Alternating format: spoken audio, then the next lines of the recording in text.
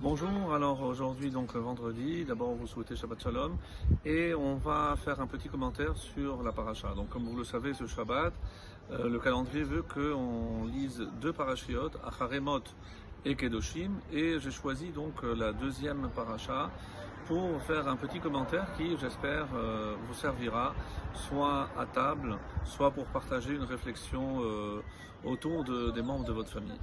Alors, d'abord, je vais m'arrêter sur le titre, Kedoshim, parce que Kedoshim Tihiu, vous serez saints. Les Chachamim essayent de comprendre comment Hachem peut faire cette injonction au peuple juif, demander d'être saint, sous prétexte que Kikadosh Ani, parce que moi aussi je suis saint. Est-ce qu'on peut se comparer à Kadosh Baruch Hu? Il y a une anecdote très sympathique qui dit, imaginez un riche qui vient d'échanger un chèque à la banque et il sort avec plein de billets. Et à la porte de cette banque, il y a un mendiant qui lui tend la main. Alors le mendiant lui dit, mais je ne comprends pas, pourquoi tu ne fais pas comme moi? Tu n'as qu'à rentrer et tu échanges un chèque avec de l'argent et tu auras de l'argent. Tu n'as pas besoin de quémander. Alors évidemment, on peut imaginer dans la naïveté de ce riche qu'il est en train de se moquer. Certainement pas.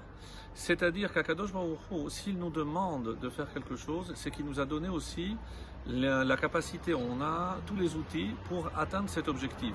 Cet objectif, c'est la sainteté. Alors, comme vous le savez, il y a deux opinions pour essayer d'expliquer en quoi consiste la sainteté. D'abord la chassidoute qui considère, comme Rashi le dira, être séparé. Être séparé, il faut comprendre que ça veut dire être séparé, pas séparé forcément des autres nations, mais séparé aussi de la matière. Donc plus je peux me séparer de la matière et considérant que, par exemple, au niveau du comportement de l'homme, s'il s'éloigne de tous les actes grossiers prohibés par la Torah, donc c'est une façon d'atteindre la sainteté. Donc il arrive à prendre une distance avec la matière. Pour Ramban Nachmanide, lui, il dira non, même pas à travers ce qui est permis, comme il le dira lui-même. Donc c'est l'abstinence de tout ce qui peut paraître superflu, même si c'est permis. C'est-à-dire la nourriture cachère, mais aller au-delà en excès, c'est ça qui peut m'éloigner de la Kedusha, donc sans arriver au niveau de Rambam. Mais ce qui est intéressant, c'est est-ce que je peux concilier les deux?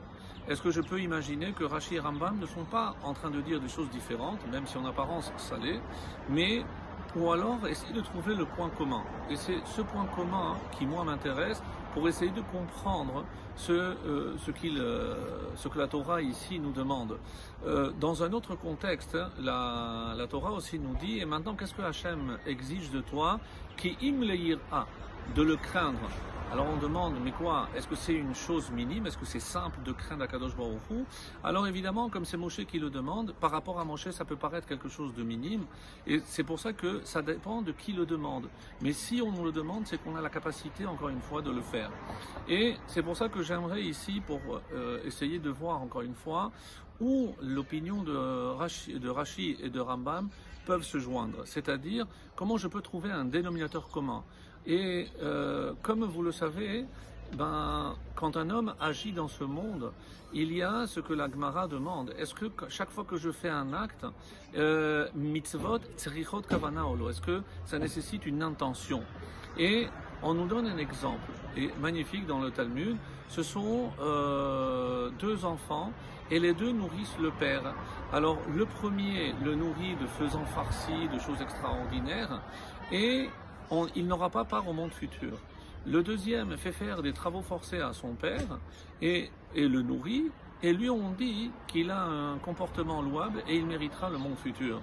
Alors on ne comprend pas comment le premier n'a pas de part au monde futur. Et c'est l'explication, encore une fois, de Rashi qui va nous permettre d'abord de cerner ce dont il est question ici. Pour le premier, lorsqu'il donne ses plats extraordinaires à manger à son père, et lui dit, il le jette. Il lui dit, quand le père lui demande, mais d'où tu as une telle richesse et comment se fait-il que tu as de si bons plats? Qu'est-ce qu'il lui répond? Tais-toi, mâche et mange.